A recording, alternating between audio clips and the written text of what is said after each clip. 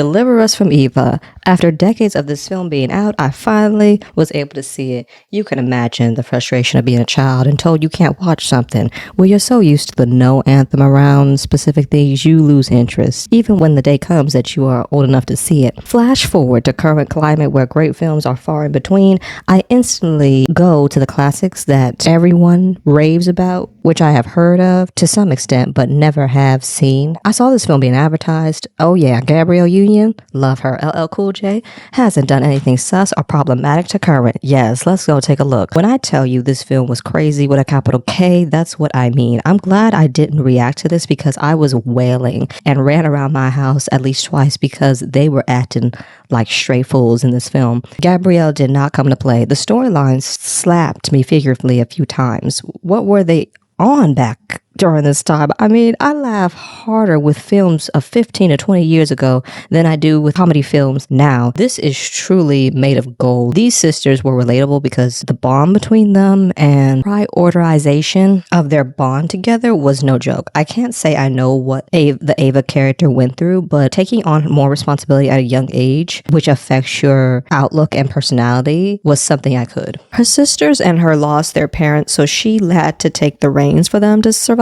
It was interesting how much they conveyed and how much they just showed story-wise. It was indicated Eva had taken care of her sisters, but never really emphasized how much that she had to do. It was visible though. One of her sisters was a doctor, another a salon business owner, and another a full-time student. All these things take money. All these things take seed money, investment money, whether that's just college, schooling, transportation stuff, and investment in businesses. So she really had to work to make sure they had. And in addition to her sisters working, yes, but I'm sure she supported and backed her sisters financially. It was indicated that she did. And when I say this takes money, I do mean the word money in all caps. Even if it's loans being used, it takes money to pay back those loans. Furthermore, all her sisters had healthy, I use this term and word in a surface level way, and say by the end they get even healthier. But yes, they had healthy relationships.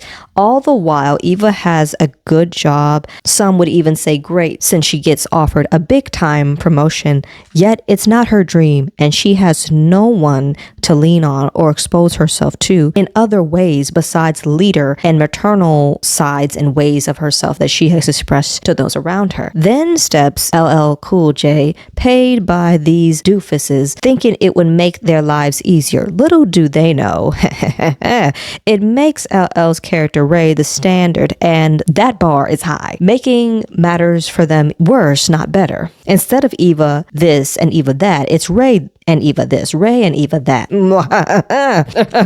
You gotta love it. Then they decide to do some Looney Tune foolish shit by these three, Dumb, Dumber, and Dumbest, locking him up, chaining him, staging his death, all of that, so she would leave. In comes a flip with this whole film. The fact that Ray was bopped in his face, but the Three Stooges weren't, was beyond the scope of my understanding. Like, what? Their women just gave them the silent treatment? They didn't speak to them? Not reading them for filth and cussing them out?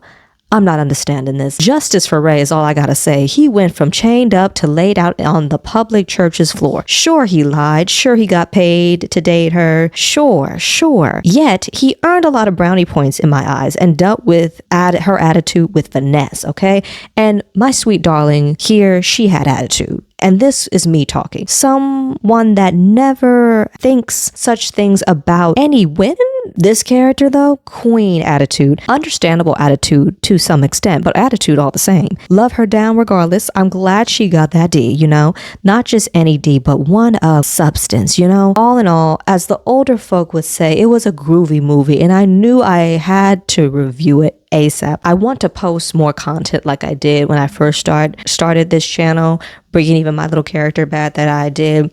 But this film, it gave me all that it gave me and more. Like, it surpassed expectations. It really even moved me. And this type of movie is not supposed to be moving. It's supposed to be for laughs. But that's the great thing about these early 2000s movies. It didn't just have comedy. It had a point. And it had these clean-cut happy endings that make sense. And they aged gracefully. This is the bar. This is the standard. And any movie that falls out of the standard that's a comedy, bye. Exit. But yeah, yes, that's all I have for now. Thank you for listening to this from the beginning and end.